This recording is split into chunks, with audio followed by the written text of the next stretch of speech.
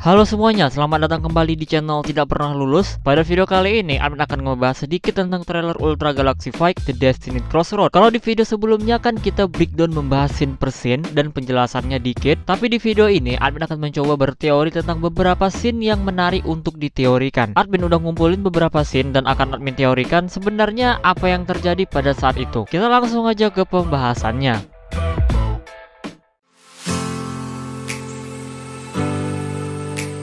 Secara resmi, Ultraman Regulus sudah diperkenalkan. Ternyata dia adalah sosok misterius yang selama ini diperdebatkan. Di trailer ini diperlihatkan Regulus seperti apa. Dia punya armor yang mirip dengan Trigger, tapi polanya mirip dengan Zero. Dan yang kerennya, dia punya tato di lengannya. Mungkin dia ini mantan anak STM. Untuk bagian wajah, dia mirip banget sama Leo, terutama di bagian mulut dan hidungnya yang menonjol. Pokoknya mereka berdua ini mirip bagaikan pinang di belah kosen. Dengan semua ciri-ciri yang mendekati Ultraman Leo, banyak yang berteori kalau mereka ini punya hubungan. Dan Regulus ini adalah Ultra dari planet L77. Jauh sebelum kemunculannya, Admin udah pernah teorikan. Karena dilihat dari namanya, nama Regulus sama dengan nama bintang di konstelasi Leo. Regulus adalah bintang paling terang di konstelasi tersebut. Dan setelah kemunculannya pun ternyata dia mirip Leo. Jadi besar kemungkinan kalau Ultraman Regulus ini berasal dari planet L77. Nggak usah jauh-jauh berteori dia siapanya Leo. Apalagi kalau kalian bilang dia ini anaknya, ya itu agak mustahil. Karena Ultraman Leo itu masih muda. Kalaupun dia punya anak, yang nggak mungkin segede ini. Kalau ada hubungan kekerabatan, ya mungkin bisa aja.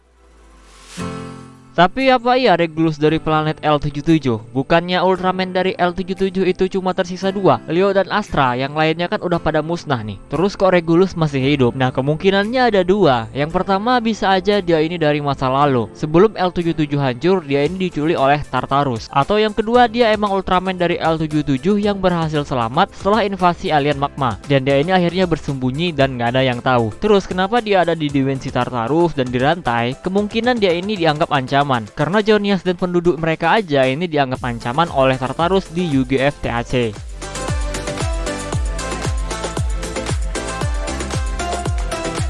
Banyak banget yang berharap kalau TDG muncul. Setidaknya salah satu dari mereka lah. Paling utama Dyna nih, karena biar Ultraman Saga muncul. Oke, tenang. Coba kalian perhatikan saat Ultraman Z yang menggunakan form Gamma Future, dia seperti mencoba mengeluarkan skill Gamma Illusion. Kalian pasti udah tahu Gamma Illusion ini akan mensummon trio Heisei, yaitu Tiga, Dyna, dan Gaia. Walaupun mereka ini dalam bentuk ilusi, tapi tetap menghasilkan damage atau serangan. Nah, kan banyak nih yang minta TDG balik. Kan ini 25 tahun TDG harusnya dibalikin dong. Ya ini udah dibalikin. Udah jelas banget ini TDG atau Tiga, Dyna, Gaia akan comeback, tapi dalam bentuk ilusi, bukan asli.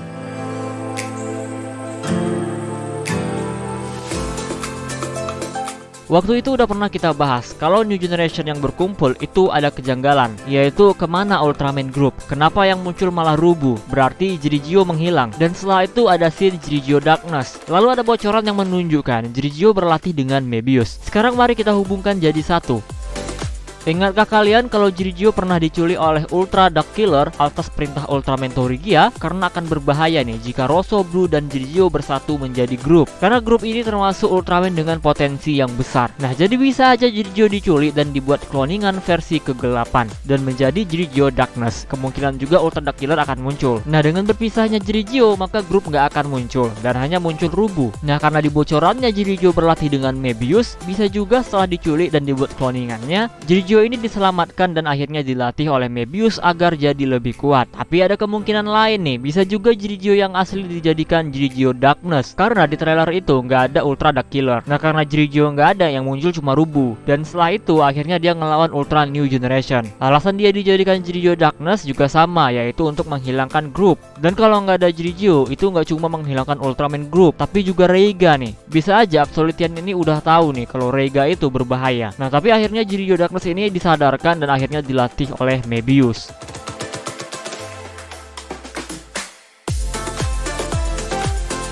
Di pembahasan trailer kemarin, Admin sempat bilang kalau Zero yang lagi latihan itu ada di masa lalu karena dia pakai Tektor Gear dan ada di planet K76. Tapi Admin lupa satu hal, waktu Zero dibuang dan dilatih menggunakan Tektor Gear, di sana nggak ada Seven karena Zero sendiri ada dalam masa hukuman dan nggak bisa ketemu keluarganya sampai dia paham arti dari kekuatan yang sebenarnya. Sementara di trailer kemarin ada Seven, jadi kemungkinan Zero latihan di masa sekarang tapi di tempat yang sama. Dan untuk apa dia latihan? Kemungkinan besar adalah adalah untuk melatih form Ultimate Shining. Karena kan Ultimate Shining yang kekuatannya sebegitu besarnya kalah telak dari Tartarus. Bahkan Tartarus sempat bilang kalau Zero ini nggak bisa lama-lama pakai form ini. Jadi ada kemungkinan latihan ini untuk melatih form Ultimate Shining. Dan ada satu bocoran yang dimana Zero latihan menggunakan Tector Gear dan dilatih oleh Leo, Seven, dan Jonias. Dan mereka lagi ada di Ultra Coliseum. Nah, jadi agak mustahil kalau ini di masa lalu karena ini di Ultra Coliseum dan juga di sana ada Jonias. Jonias dan Zero itu pertama kali bertemu adalah di UGF TAC. Jadi bisa kita ambil kesimpulan kalau latihan ini ada di masa sekarang.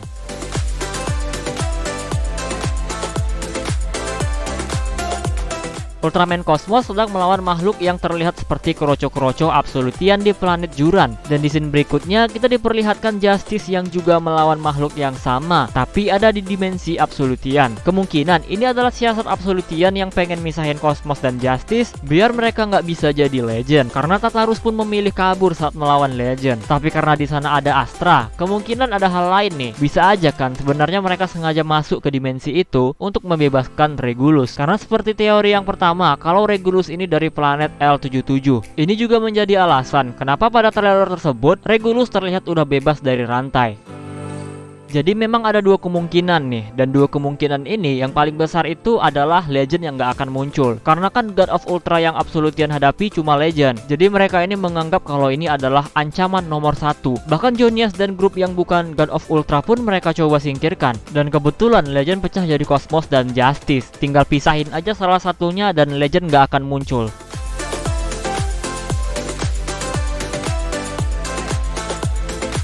Yang terakhir, saat para Ultraman New Generation Heroes berkumpul, di sana ada Ultraman Z. Apakah ini pertanda kalau Ultraman Z sudah dikonfirmasi bagian dari kelompok New Generation Heroes? Dulu sebenarnya Ultraman Z ini pernah masuk New Generation Heroes, tapi itu cuma sekedar di baju. Jadi itu ada baju official ya yang dari Suburaya, dan di situ ada tulisan Ultraman New Generation Heroes dan Ultraman Z nongol di baju itu. Tapi admin kurang yakin waktu itu karena ini kan cuma sekedar baju, bisa aja ini cuma fan service. Admin gak akan simpulkan kalau itu belum canon. Dan sekarang udah diperlihatkan nih Z bersama New Generation Heroes. Dan adegan ini adalah canon. Apakah nantinya akan dikonfirmasi nih kalau Ultraman Z sebagai anggota baru New Generation Heroes? Kita tunggu aja sampai ada konfirmasi resmi, atau tunggu aja UGF TDC tayang.